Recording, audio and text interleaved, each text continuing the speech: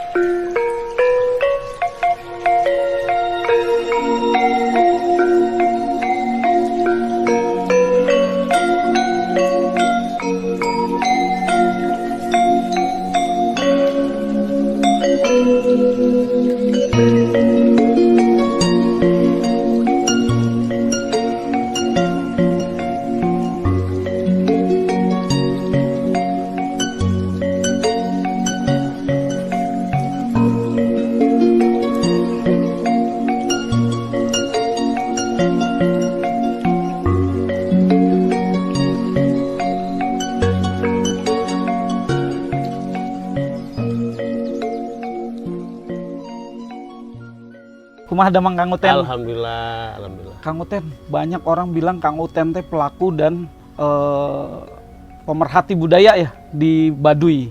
Itu benar apa enggak itu? Saya nggak tahu. Atau hoak ya? Mungkin hoak juga kali ya. Kumaha ceritanya kumaha kan? Karena saya juga nggak merasa jadi apa-apa ya, dan bukan siapa-siapa. Karena memang kita juga nggak bisa apa-apa juga ya, kecuali menjalankan amanah ya. Tugas kehidupan ini dengan banyak menulis ya, banyak bicara tentang kebudayaan, dan karena itu juga sering diundang oleh kawan-kawan di komunitas maupun di dinas-dinas pemerintahan di Banten maupun di luar Banten untuk bicara budaya dan terutama Baduy. Mungkin karena saya sudah nulis beberapa buku ya tentang Baduy, ada novel, ada kumpulan esai dan lain-lain gitu ya. Si Jaun ya, salah satunya ya. Ada Si Jaun, Bayat, ada Bayat Cinta Bayat di Cinta, Tanah Baduy, betul. ada Baduy sebuah novel, Baduy juga sebuah ada novel. kearifan lokal orang Baduy. Gitu. Kita kembali dulu ke fitrahnya bahwa dulu zamannya Sultan Hasanuddin Banten, betul ya, dengan Prabu Pucuk Umum Pucuk Umun, betul. Awal dari sebelumnya terjadi itu sudah terjadi suku Baduy ya pada saat itu ya. Kumaha ceritakan Kang? Ya sejarahnya sih sangat panjang ya. Ya. Dan saya sendiri tidak terlalu berani bicara detail ya, sejarah jauhnya gitu ya. Tapi yang saya tahu memang Baduy itu sudah ada sebelum Banten ada. Sebelum Kesultanan Banten itu berdiri, Baduy sudah ada gitu ya. Karena dia memang salah satu suku tertua di bumi. Ya. Di bumi, di baca, dunia ya, bukan di Indonesia aja ya. Kalau Anda baca literatur di UNESCO tentang kebudayaan itu, salah satu suku ini tertua kayaknya serius ya, ini di serius. bumi itu ya Baduy. Iya gitu betul. Karena itu Baduy saya anggap bukan hanya tertua, tapi juga dia semacam cengcelengan pangeran.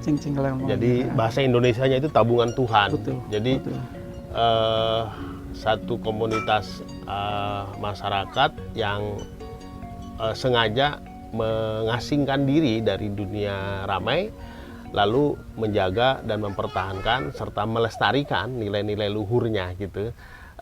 Dengan mengorbankan, dia tidak menikmati hingar-bingar kehidupan peradaban modern yang kita nikmati sekarang. Demi apa? Demi menjaga cengcelengan tadi gitu loh. Betul. Jadi di luar mereka berubah, agama berubah, kebudayaan berubah, bahasa berubah, semua pola hidup orang berubah, tapi dia tetap seperti dulu. Seperti kalau istilah kokolot di sana ya seperti zaman Adam dulu ada gitu betul. Ya. Seperti itulah kami bertahan hidup. Dan hal itu yang disebut dengan kepercayaan Sunda Wiwitan ya, Kang Uten ya. Agama Sunda Wiwitan ya yang dipertahankan sehingga dia tidak mau mendapat perubahan dari dunia luar gitu ya, betul ya? Ya, Sunda Wiwitan itu adalah keyakinannya. Ya. Jadi kalau bahasa lain agamanya. Gitu ya. yang dianut oleh orang Baduy, dan tentu masyarakat lain di luar Baduy juga banyak yang menganut keyakinan Sunda Wiwitan. Tapi asal muasal atau akar Sunda Wiwitan itu ya dari Baduy gitu. Jadi Sunda Wiwitan itu kalau diterjemahkan, san itu cahaya, da itu agung ya. Jadi Sunda itu, Wiwitan itu mimiti, mula-mula. Mula-mula Jadi, awal ya. Jadi bahasa lainnya itu agama pertama ya. Jadi san itu cahaya, da itu agung. Jadi Tuhan pertama yang diyakini, dipercaya atau dijadikan sebuah keyakinan, yaitu ya Sunda Wiwitan. Tetap Manunggal ya, Manunggal. Manunggal. Betul. Itu dia percaya bahwa ya memang dari zaman sejak Nabi Adam gitu ya. Ya. Betul. Kang, salah satu bentuk pelestarian budaya agar tidak bergeser kepada peradaban ya seperti sekarang, Kang, adanya distorsi ya. Tapi satu sisi, Kang ya, apakah itu tidak menyalahi atau kita menentang jalannya peradaban kalau kita mempertahankan budaya tadi? Kumaha, Kang? Ya, ini pertanyaan serius ya. Ini Ya. serius nih. Ini sangat Serius ya. Apa sih itu ke peradaban itu, gitu kan? Kan balik lagi ke pertanyaannya. Apa sih yang disebut dengan peradaban? Apakah peradaban itu digambarkan dengan seperti masyarakat modern sekarang, misalnya banyak gedung tinggi, banyak pesawat yang kesana kemari, kemudian teknologi gitu kan? Atau peradaban itu sebagai sebuah tatanan hidup atau sebuah moralitas hidup atau sebuah norma-norma kehidupan yang luhur gitu loh. Itu yang harus kita terjemahkan lagi. Kalau menurut saya peradaban itu adalah nilai-nilai luhur yang dipertahankan, diperjuangkan, kemudian dilestarikan oleh umat manusia agar kehidupan ini tetap seimbang, agar kehidupan ini tetap harmoni gitu loh. Agar kehidupan ini tetap surgawi. Betul, itulah makna kebaikan daripada arti budaya itu sendiri ya, Kang ya. Kalau dalam konteks itu, maka Baduy sebetulnya adalah orang-orang yang sedang menjaga harmoni itu. Betul. Jadi pertanyaannya kemudian kita balik, siapa yang paling beradab kalau begitu? Kita yang di luar ini dengan segala kesombongannya ya, dengan segala keangkuhannya ingin menaklukkan alam, menaklukkan banyak sekali sumber-sumber daya alam di bumi ini, atau mereka yang justru menjaga alam agar kehidupan ini tetap berkelanjutan. Gitu loh. Kalau saya sih itulah peradaban sesungguhnya, bagaimana menjaga kehidupan ini tetap harmoni. Ekosistem, sustainable ekosistem itu terjaga. Jadi equilibrium ekosistem itu terjaga dan seimbang ya. Seimbang. Paling tidak ada 3 unsur yang harus dijaga keseimbangannya, yaitu hubungan antara manusia dengan Tuhan, antara manusia dengan manusia, antara manusia dengan alam. Dan itulah yang sekarang dijaga, dipertahankan, dilestarikan oleh masyarakat adat, terutama di Baduy gitu. 20 tahun lebih bergelut di daerah Baduy, riset dan sebagainya, Kang Uten ya. Tapi ada statement yang bilang Kang Uten teh tidak mau mempromosikan Baduy, itu gimana itu ceritanya? Nah begini, saya memang salah satu yang tidak setuju Baduy dipromosikan. Bahkan Baduy menjadi sebagai pusat pariwisata pun saya tidak setuju. Dan itu saya pernah tulis di beberapa media nasional. Sudah saatnya Baduy itu dijadikan tempat khusus saja. Kalaupun dia menjadikan tempat wisata, objek wisata, ya objek wisata khusus. Karena Baduy itu bukan untuk ditonton. Kan sekarang orang kan ke sana itu kayak nonton, nonton bajunya, nonton pakaiannya, nonton rumahnya, nonton alamnya. Lalu setelah itu dapat apa? Mereka dapat apa dan yang nonton apa? Jadi bahkan tidak dapat apa-apa kecuali melihat seperti mereka quote and quote kayak ke kebun binatang begitu, lihat bahasa kasarnya ya. Saya beberapa kali menyampaikan kepada pemerintah pusat maupun ke pemerintah daerah Provinsi Banten, sudah harusnya Baduy itu dijadikan tempat khusus ya. Tempat khusus itu apa? Tempat untuk penelitian, kajian keilmuan, kemudian juga untuk pembelajaran. Jadi boleh orang datang ke sana tapi dengan syarat-syarat khusus. Kenapa? Supaya cengcelengan kita ini, cengcelengan pangeran itu, Baduy sebagai tabungan itu tetap terjaga. Nah sekarang ini kan tidak terjaga. Hampir semua orang boleh masuk ke sana dengan nilai-nilai yang luar yang dibawa ke sana, bahkan membawa sampah, bahkan bukan hanya sampah plastik dan kertas, tetapi juga sampah pikiran dibawa ke sana. Nah, ya alhamdulillah kalau orang Baduy kan memang dia penjaga alam, hal seperti mencemari peradaban. Tapi tetap saja sedikit-sedikit kan itu mengganggu anak generasi di sana. Yang sehingga yang seharusnya nilai-nilai seperti itu disebarluaskan ke dalam kehidupan modern, tapi kemudian malah mereka tercemar ya, malah mereka tereduksi. Itu yang harusnya